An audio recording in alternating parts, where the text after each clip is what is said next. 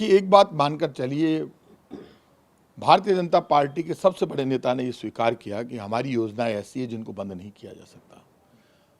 जो योजना कर्मचारी, व्यापारी, मजदूर, किसान, विद्यार्थी सबकी आंखों में चमक लेकर आती हो, जो राजस्थान को मजबूत करती हो, राजस्थान की जनता को ताकत देती हो, जो गरीब के आंख में चमक लेकर आती हो, ऐसी योजनाएं राजस्थान सरकार की है। 1 करोड़ बुजुर्ग विकलांग विधवा पेंशन हम दे रहे हैं, 1000 मिनिमम पेंशन है राजस्थान में, 2000 यूनिट किसान की बिजली फ्री है। हमने 14,000 करोड़ के 22 लाख किसानों के कर्जे माफ कर दिए। आप आश्चर्य करेंगे, बच्चे फ्री में एग्जाम देने जाते हैं। ओपीएस स्कीम हमने कर्मचारियों की लागू कर दी। हमने कर्मचारियों को अधिकार दे दिए। संविदा में जो ठेके पर कर्मचारी होता है उसको ठेकेदार पूरा पैसा नहीं देता था, बिल्कुल रैक्सको की तरह, जैसे सैनिकों के लिए सरकार अलग से चलाती है वैसे कि वैसे एक संविदा वालों के लिए अलग से डिपार्टमेंट क्रिएट कर दिया, जिसके जरिए उनका पूरा पैसा उनको हक मिलेगा। हमारा काम बोलता है और हमारे काम पर, अच्छे कामों पर मोहर आज प्रधानमंत्री जी ने लगा दी और प्रधानमंत्री जी ने माना कि हमारी योजनाएं ऐसी है जिनको बंद नहीं किया जाना चाहिए।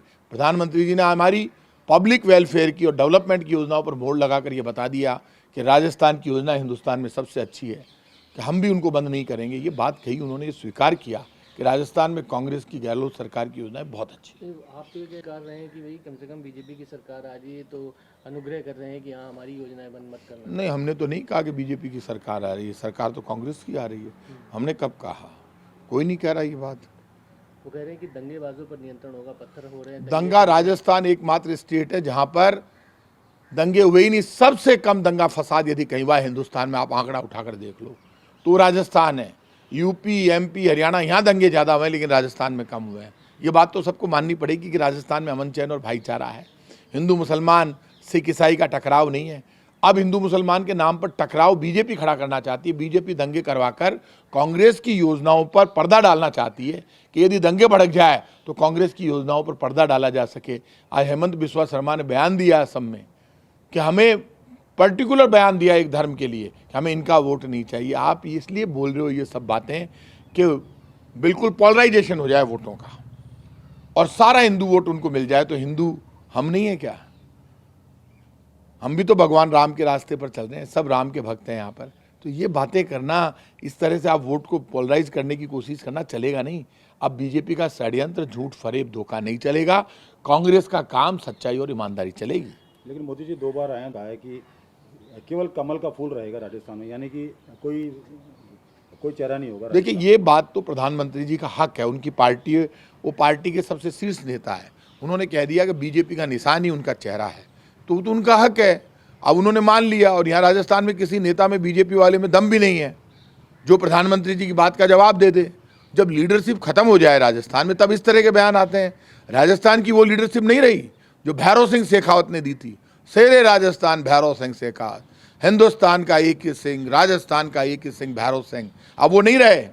वो चुनौती देते थे केंद्र के नेताओं को, कोई उनको चुनौती नहीं देता था।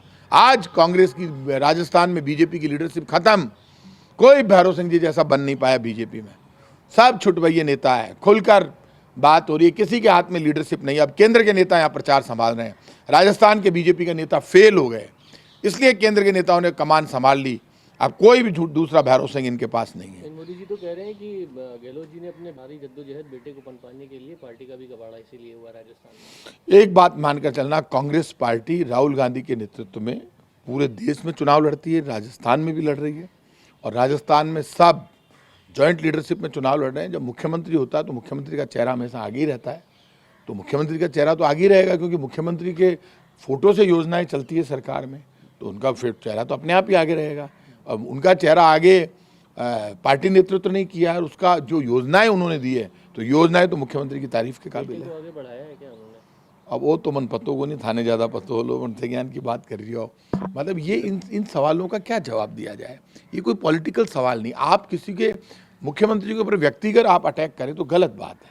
मुख्यमंत्री जी ने तो कभी भी प्रधानमंत्री जी पर या बीजेपी किसी नेता पर व्यक्तिगत टिप्पणी अशोक गहलोत जी ने नहीं की। इसलिए व्यक्तिगत आरोप प्रत्यारोप से बचना चाहिए। आप किसी के पारिवारिक रूप से आप किसी व्यक्तिगत टिप्पणी करते हो, कांग्रेस इन चीज़ों से दूर रहती है। लेकिन देवी सिंह भाटी जी के आने से जो वसुंधरा राजे हैं वो काफ़ी मजबूत हो रही हैं, क्या लगता है आपको? बीजेपी कहीं मजबूत नहीं हो रही, कोई आ जाए कोई चला जाए, बीजेपी का सफाया तय है। बहुत बुरी तरह हारेगी राजस्थान में बीजेपी, पता नहीं चलेगा कहाँ गए। बड़े बड़े दिग्गजों को हारते हुए बता दूंगा बीजेपी।